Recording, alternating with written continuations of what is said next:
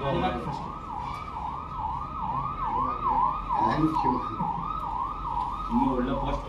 ಇಂದು ಬಹಳ ಖುಷಿಯಾಗಿರುವಂತಹ ದಿನ.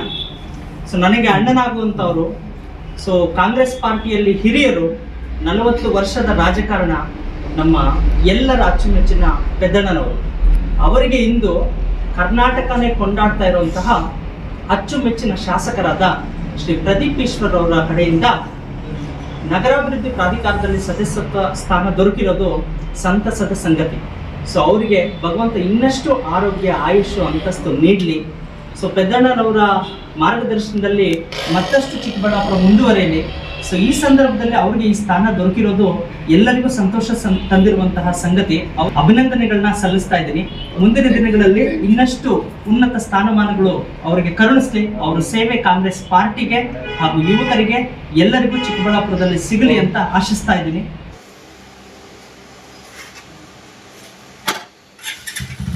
ಕಂಗ್ರ್ಯಾಚುಲೇಷನ್ಸ್ ಅಣ್ಣ, ದೇವರು ಒಳ್ಳೇದು ಮಾಡಲಿ. ನಮ್ಮ ಸೂರ್ಯ ಅಣ್ಣ ಅವರಿಗೆ ಟೌನ್ ಪ್ಲಾನಿಂಗ್ ಅಲ್ಲಿ ಸದಸ್ಯರಾಗಿ ಸೆಲೆಕ್ಟ್ ಆಗಿದ್ದಾರೆ. ಅವರಿಗೆ ನಮ್ಮ ಎಲ್ಲರ ಪರವಾಗಿ ವೈಯಕ್ತಿಕವಾಗಿ ಅಭಿನಂದನೆಗಳು. ಈ ಕ್ಷೇತ್ರದ ಶಾಸಕರಾದಂತಹ ಶ್ರೀ ಪ್ರದೀಪ್ ಈಶ್ವರ್ ಸರ್ನ ಮರೆಯೋ ಹಾಗಿಲ್ಲ, ಹಾಗೂ ನಮ್ಮ ಕೇಶವ ರೆಡ್ಡಿ ಅಣ್ಣನ ಮರೆಯೋ ಹಾಗಿಲ್ಲ. ಎಲ್ಲರ ಸಹಕಾರದಿಂದ, ನಮ್ಮ ಜಯರಾಮಣ್ಣನ ಸಹಕಾರದಿಂದ ಇವರು ಸದಸ್ಯರಾಗಿ ನೇಮಕ ಆಗಿದ್ದಾರೆ. ಉಸ್ತುವಾರಿ ಸಚಿವರ ಕಡೆಯಿಂದ, ಶ್ರೀ ಸುಧಾಕರಣ್ಣ ಅವ್ರ ಕಡೆಯಿಂದ ಎಲ್ಲರ ಪರವಾಗಿ ಅಣ್ಣಾರವ್ರಿಗೆ ತುಂಬು ಹೃದಯದ ಧನ್ಯವಾದಗಳು. ಮುಂದಿನ ದಿನಗಳಲ್ಲಿ ಹೀಗೆ ಇವ್ರ ಸೇವೆ ಮುಂದುವರಿ.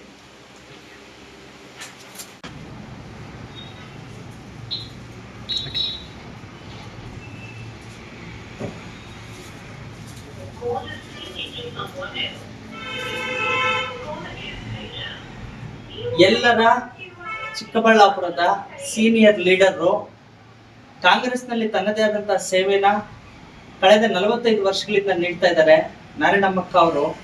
ಅವರಿಗೆ ಇಂದು ನಗರಾಭಿವೃದ್ಧಿ ಪ್ರಾಧಿಕಾರದ ಸದಸ್ಯರಾಗಿ ಅವ್ರು ಆಯ್ಕೆ ಆಗಿರ್ತಾರೆ.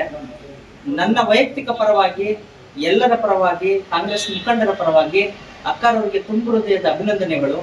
ಈ ಸಂದರ್ಭದಲ್ಲಿ ನಾವು ನೆನೆಸ್ಕೋಬೇಕಾಗಿರುವಂಥದ್ದು ಈ ಕ್ಷೇತ್ರದ ಅಚ್ಚುಮೆಚ್ಚಿನ ಶಾಸಕರಾದ ಶ್ರೀ ಪ್ರದೀಪ್ ಈಶ್ವರ್ ಸಾಹೇಬ್ರನ್ನ.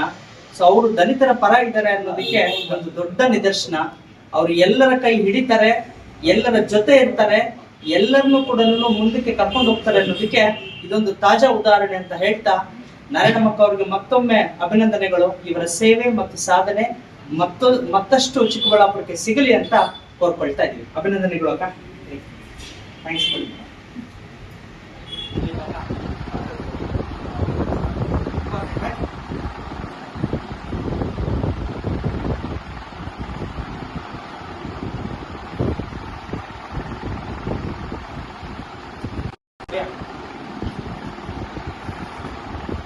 ಕೊಡಿ ಸರ್.